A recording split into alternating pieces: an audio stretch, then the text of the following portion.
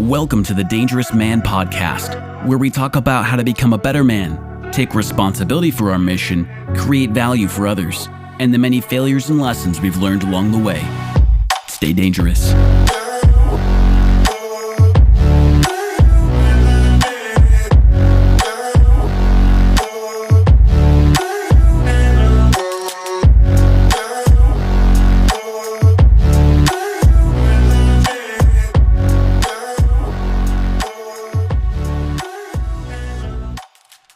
Welcome back to the Dangerous Man Podcast. You're listening to the Dangerous Man Podcast, and this is your host, John Kostohris, joined by co-host Adam Thooft. What's up, boys?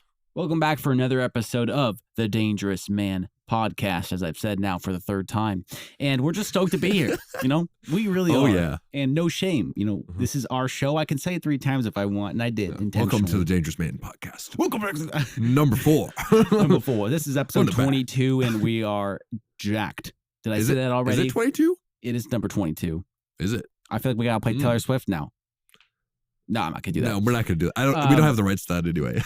Yeah, no, I'd have to pay some money for that, and that would suck because Taylor Swift probably charges a lot. I don't know her personally, but I'm sure she wants that money. So yeah, probably for those streams. Anyways, we actually want to kind of continue a conversation that we were getting into in the last episode, and we were talking about the theme of having a choice and kind of living life on your terms, the freedom of choice, and the story of Og Mandino. Check it out, episode 21. So this is going to be kind of a little bit of a part 2 here. But yeah, Adam, with that, I'll let you kind of kick it off there. Yeah, I was just kind of reflecting a little bit on kind of my life. And we were talking about how Og could have just been kind of going through his life, doing the next thing. And he was probably doing a lot of good things because he worked his way up into a company, like being disciplined, working hard, being kind to others, because people said that his being a manager was really good. Like he's doing all of the things good in business and in his job and learning everything and how to do it well. Yeah. But at a certain point, he just kind of found himself in a position where he's like, I haven't really been choosing what I'm doing. And I think I have kind of a similar type of thing that kind of happened in my life as well, where like more recently I kind of like observed that. I didn't necessarily like choose it too much, but like it happened and I'm like, oh, well, that was cool. And the thing is it's almost like I revisited myself at different points in my life. And that was by talking to people that were a bigger part of my life at different parts of my life. But I'm talking to all those people in like the same day. And you did your own little panel, it sounds like. It wasn't like I was talking to all of them at the same time. It's like I just saw them all on the same day because of what I was doing. And I think it made me reflect a lot on my life and who I want to be a lot more. And I feel like after the experience, I was a lot more whole. And yeah, like, so I did kind of, normal stuff as you do.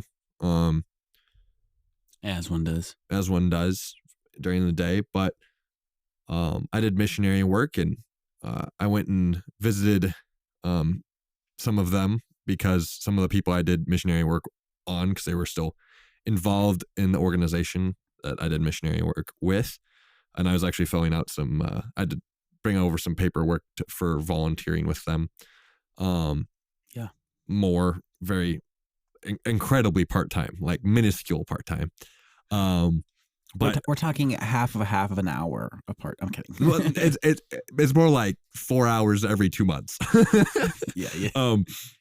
Something like 30 that. cents an hour if we break it into a 40-hour week. Yeah. Like very little, but like still requires some paperwork because it's like working with youth. So there's a lot of paperwork there. I'm just like, while I'm there, I might as well go talk to them, see what's up. And that was like really cool to be like, okay. And that reminds me of like how I was when I was doing missionary work, and the person the person I wanted to be while I was doing missionary work, and who I was before I did missionary work and like that kind of thing, and kind of realizing kind of what my vision was then and kind of being able to blend that into what it is now. And then I grabbed lunch with one of my coworkers from Vivint, doing like sales door to door, selling smart home equipment systems, which is kind of a lame way to say it's a Vivint system. Like it's just really cool, and it's very unique, and I'd have to spend at least 10 minutes talking about it in a presentation form. Yep. So if you don't want to listen to that, you can skip ahead 10 minutes. No. I'm just kidding. No, it's we're not going to do that right now. We might in the future. I don't know. Future episode, right? No. It's actually really cool. You should get one. But anyways, yeah, it is really dope. Anyway, email somebody at Adam Thooft at vivint.com. Yeah, actually, if you want one. Yeah, do it. And then we'll throw a link down in the description. Yeah. Probably not. But anyway, like, and that was like, okay, and that was like more of my like current goals, and like, what are my goals now and what are my goals in the future kind of thing.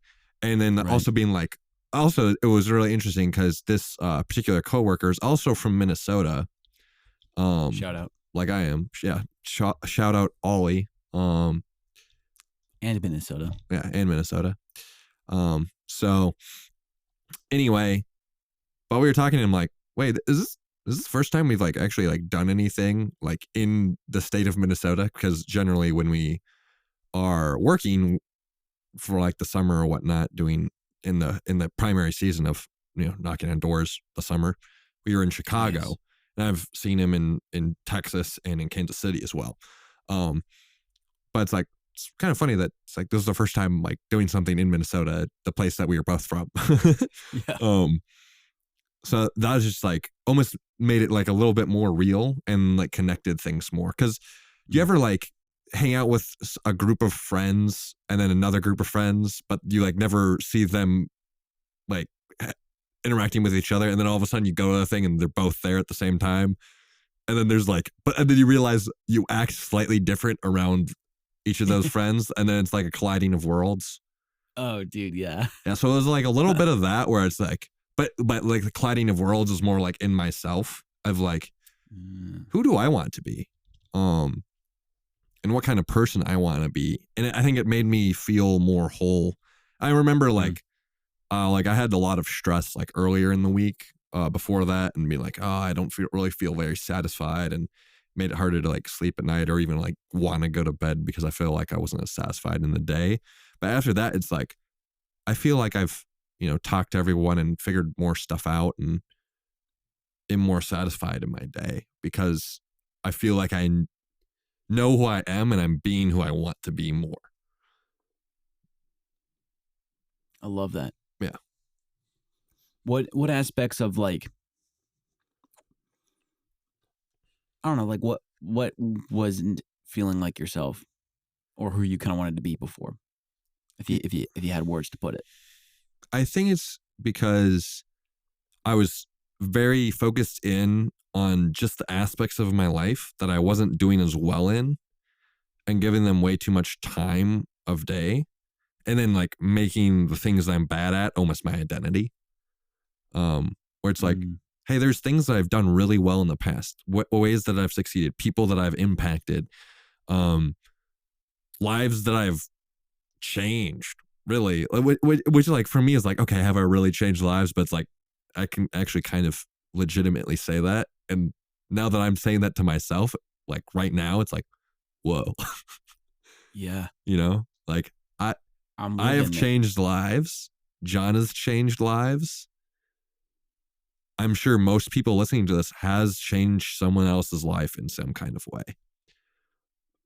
Maybe it's a small way, maybe it's a big way, but if you've changed a lot of people's lives in a little way, that's kind of similar to changing one person's life in a big way.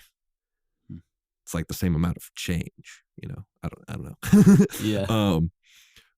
That's just, I'm just kind of spitting the breeze there a little bit with that analogy. I don't know if you could say like we could go into a whole thing about that, but really, I think when it comes down to like remembering, hey, I've done good things, I've impacted people, I've done things, I've like been good and have done good things. And then when you're in a position where you're like focusing too much on the things that you're doing incorrectly or poorly or things that you need to work on, it can just kind of take the life out of you. And you do have to focus on the stuff that you're like doing poorly and doing wrong every now and then so you can actually like correct those things. But if you don't have like but at a certain point, like it wears down on your motivation to the point where you don't have any motivation anymore, because all there is the things that you're doing poorly, because that's the only thing that you've been focusing on. And I think sometimes like what I experienced was other people telling me that I was good. So sometimes you need somebody outside of you to kind of tell you that you were good. Also, the same day, I also had dinner with my parents and a little bit of my family too, which was kind of tied the bow up a lot because it was like my childhood, doing ministry, my current job, my current work.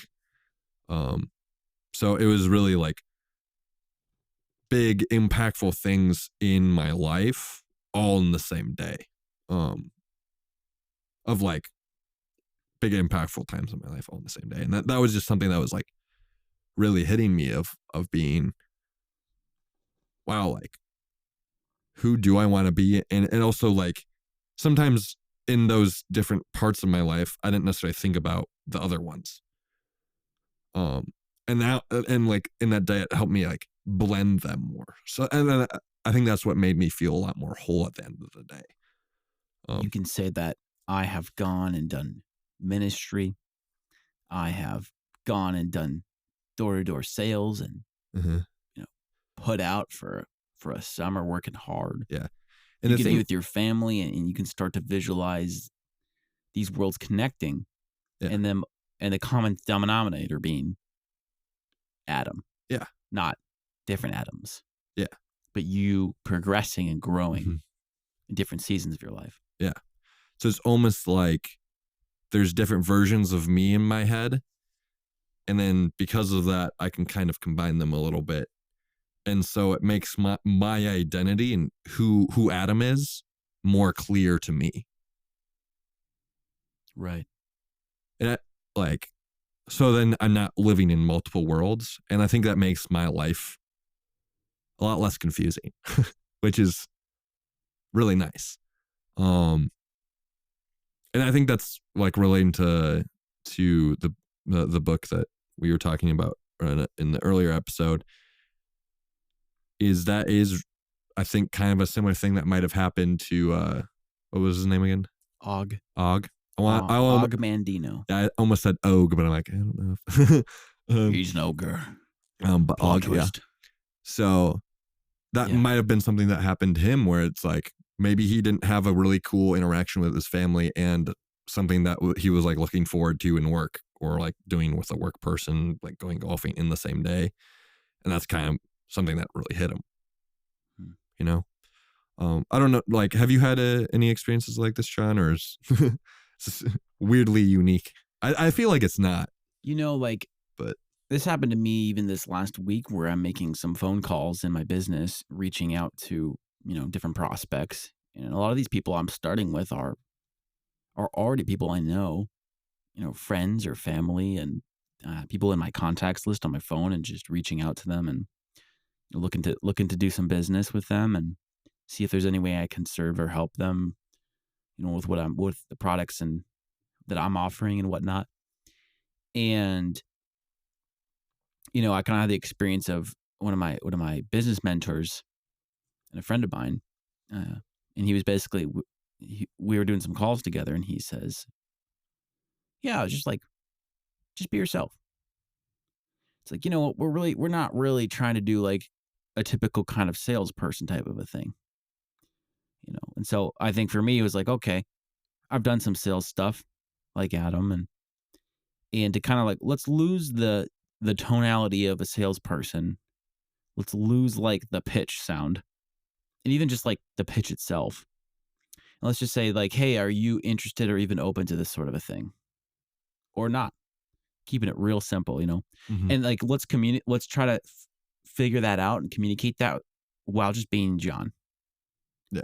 And so for me, it was kind of like, oh, like this person I see myself over here with a salesperson, and then John and a friend to these people that I'm reaching to, be like blending them and just kind of like not exactly, yeah, that's something that I kind of experienced this week that I've been chewing on of like, okay, so finding ways to just be genuinely me That's really cool. and seeing my worlds kind of blend and being like, this isn't about it isn't about like a certain, I was actually thinking about this in the car today. Let's see if I can remember it. It isn't about the words you say when you're selling. It's about the feeling that you convey when the person is listening to you and how they feel. Mm-hmm.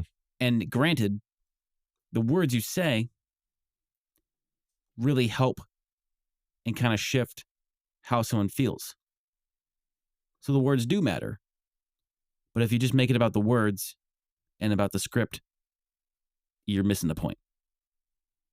And obviously that's a little vague. So really what I mean is, some words might kind of trigger somebody. If I'm talking on the phone, I'm saying like, hey, like, I really want you to do business. This is going to be good for you, this and that and that and that. And it's like, and sometimes they're like, whoa, whoa, whoa, whoa. If I'm just like, hey, like, are you even looking to have any business opportunities?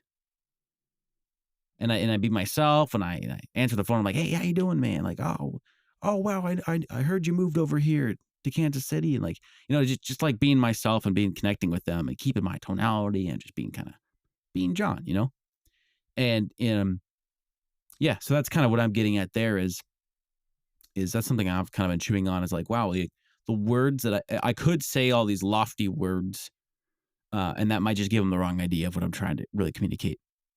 But the words can aid in the feeling that I'm conveying, but it's not the words first. Yeah.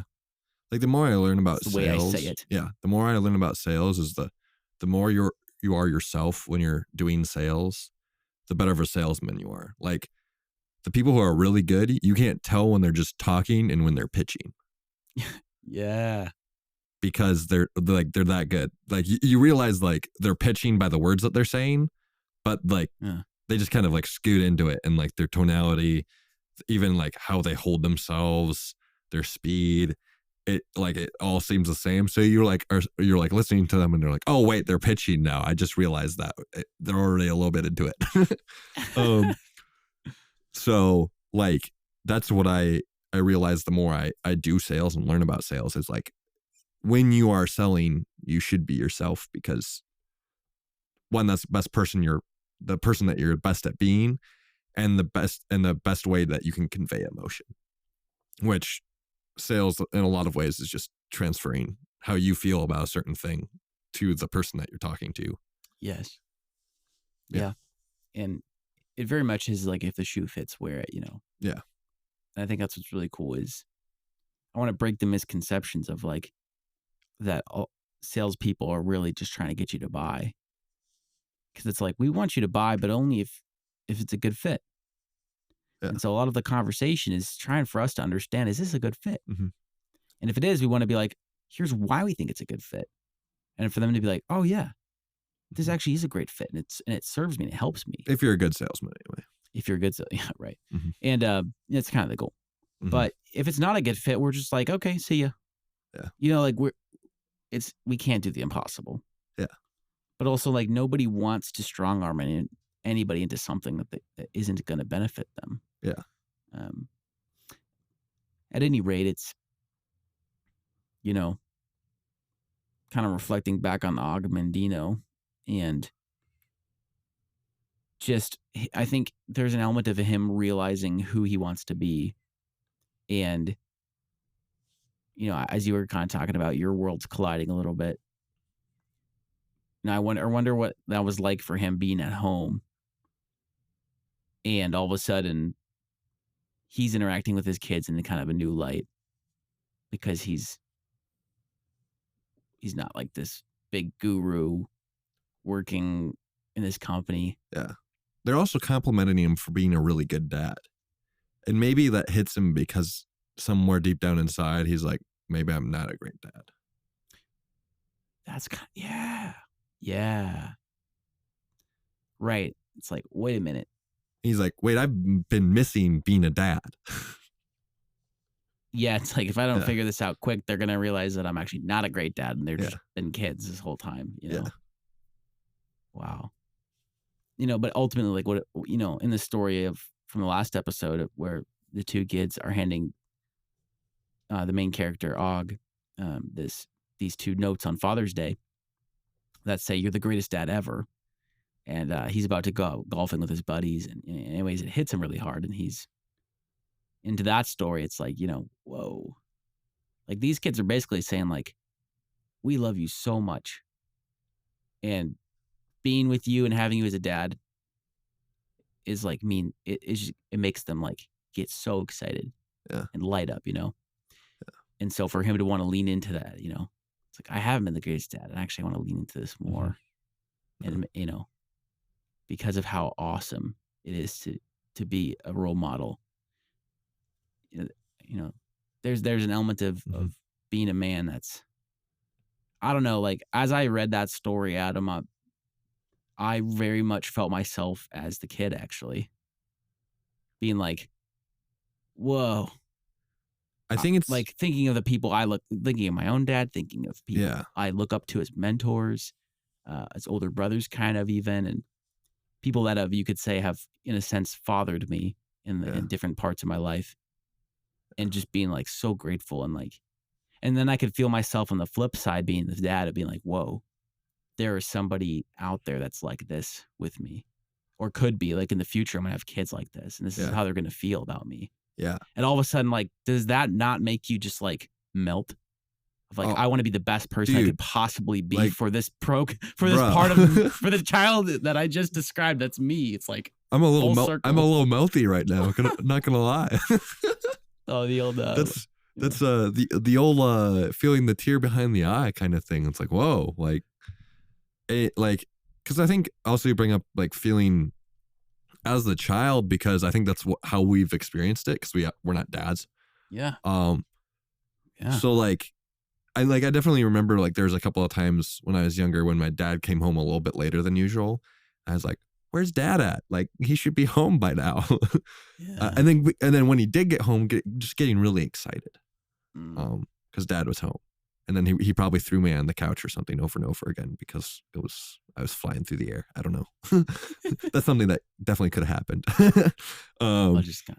But some rough housing. Yeah, some rough housing in the most amazing way possible. Dude. And just thinking about that and be like, wow, like now being, a 24-year-old man, or at least a person trying to be the most manly man he can be. Come on, son. Thinking back to my childhood and be like, wow, like there's some crazy good memories from very simple things that like I think I cherish in my mind, because it's like, wow, I could just know that I am like safe in my father's arms. Like when he's holding me, like nothing's going to, touch me, That's just like just thinking about me being like a child being held by my father is just like, wow. Yeah. Like I'm holding back a tear here now. Yeah, dude. Wow, that's crazy. And to think about. I've actually had similar reflections, Adam. It's moving. It really is. But also to be like, finish your thought. Yeah, I mean, I'm just kind of thinking and shifting that to be like, there is something that a boy recognizes, right? We talked about this in I think episode 1, where the kid, the little boy for his birthday wants, 2-shooter pistols. And he wants to know that he's armed and dangerous and killing bad guys. Like, Oh yeah. he's not playing with dollhouses. Like, and so to be able to see certain qualities of that dangerous man in his father, in his dad, and just like latching on to that, like he's a hero in a cape.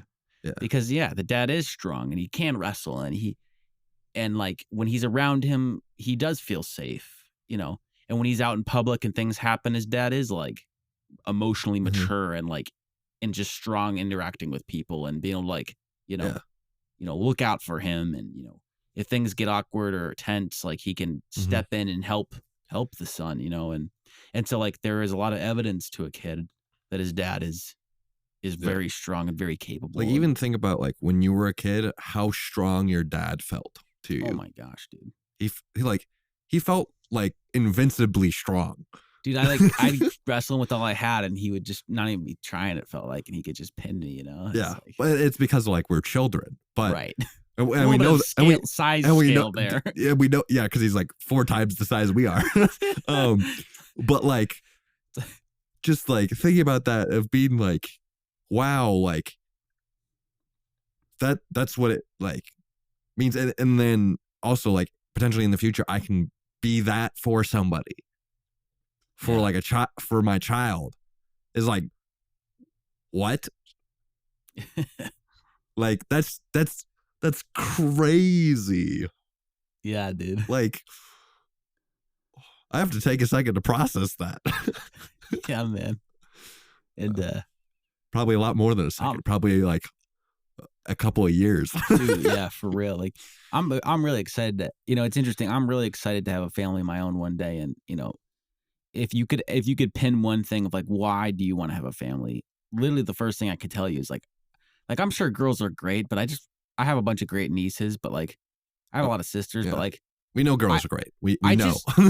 Like I know guys that have like mostly girls, their kids are girls and they're great and it's amazing and beautiful. But like I just really want to have sons, and I want to be able to do exactly what we're talking about and take them camping and stuff like that, and just like teach them how to be a man, like that if anything gets me, my tear ducts going a little bit. It's like it's thinking about like teaching a little boy and encouraging him in like dreaming and growing into being a strong, capable man. And, maybe it's because I connect so much, because that's been my journey the last few years. And it's very much real to me.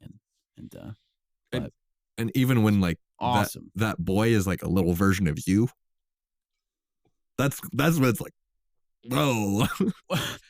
Yeah, dude. Like I bet I'm gonna like live a whole lifetime, and then I'm gonna get married and have kids, and I'm be like, whoa, it's like I was born again, and like going through my childhood like, all over again. Why does this child look just like I do?